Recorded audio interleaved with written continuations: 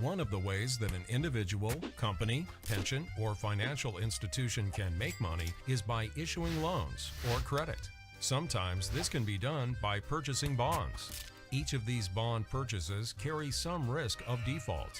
A credit default swap, or CDS, shifts this risk onto an insurance company or other CDS seller in exchange for a certain premium.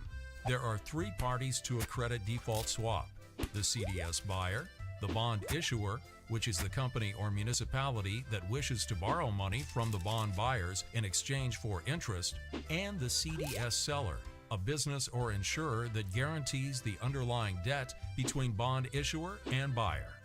For example, a company wants to raise money to expand its business and does so by issuing bonds that pay 5% interest over 10 years. At maturity, the bond principal is to be paid back, as the issuer assumes it will have enough money to do so at that date. The bond buyer has taken a risk by assuming that during the 10 years preceding maturity, they will receive 5% interest and at maturity receive their principal back.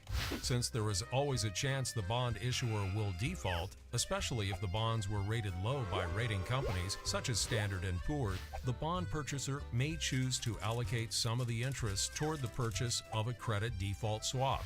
If they do, the CDS seller will insure the principal amount and, if the bond issuer defaults, will pay it to the CDS buyer.